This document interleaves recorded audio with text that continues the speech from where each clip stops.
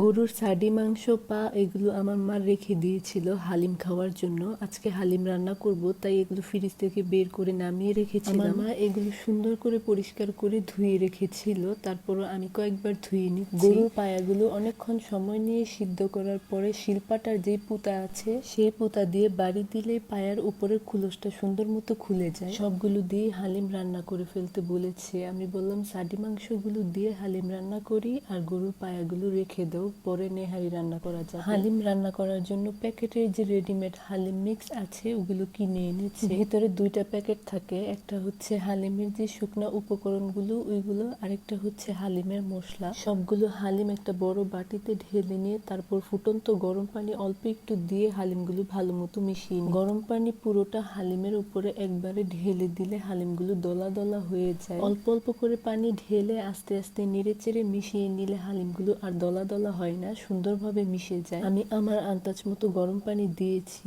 গরম পানি দিয়ে হালিমটা ভালো করে মিশিয়ে নিয়ে ঢেকে একটা সাইডে রেখে দিচ্ছি। এখন মাংসটা রান্না করে নিব। প্রেসার কুকার দিয়ে রান্না করব, তাই প্রেসার কুকারের ভিতরে মাংসগুলো সব দিয়ে দিচ্ছি। এখন দিয়ে দিলাম মরিচের গুঁড়া, হলুদের গুঁড়া, ধনিয়া আর জিরার গুঁড়া, পরিমাণ মতো লবণ, লং, এলাচ, দারচিনি সব মশলা একসাথে গুঁড়ো করে নিয়েছিলাম সেগুলো দিয়ে দিলাম। কয়েকটা তেজপাতা দিয়ে দিলাম আর হচ্ছে গরুর মাংসের মশলা দিয়ে দিলাম। এখন দিয়ে দিচ্ছি পেঁয়াজ। পেঁয়াজটা একটু বেশি পরিমাণে দিয়েছি। সবশেষে সয়াবিন তেল দিয়ে দিচ্ছি। সবকিছু দেওয়ার পর মনে পড়েছে আমি তো আদা রসুন বাটাই দিইনি, তারপর আবার আদা রসুন বাটা দিয়ে দিলাম। এখন মশলার সাথে মাংসটাকে ভালো করে মেখে নিব।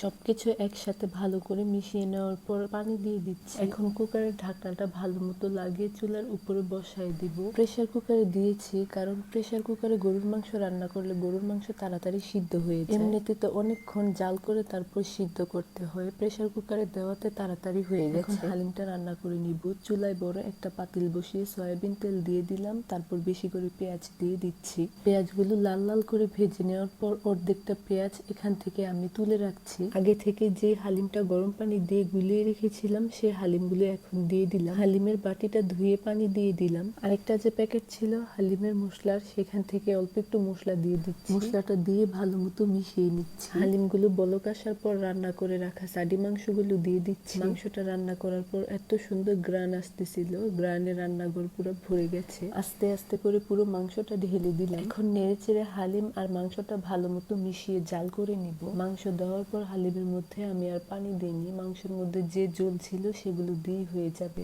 এখন হালিমের বাকি মশলাটা সব দিয়ে দিচ্ছি। আমি হালিমের এই মশলাটা অর্ধেক রান্না করার সময় দেই আর অর্ধেক রান্নার শেষে দিই। শেষে মশলাটা দিলে হালিমের থেকে অনেক সুন্দর গ্রান আসে। হালিম রান্না করতে করতে বাইরে এসে দেখি আকাশ পুরো অন্ধকার হয়ে গেছে আর পরিবেশটা দেখতে অনেক সুন্দর লাগছিল।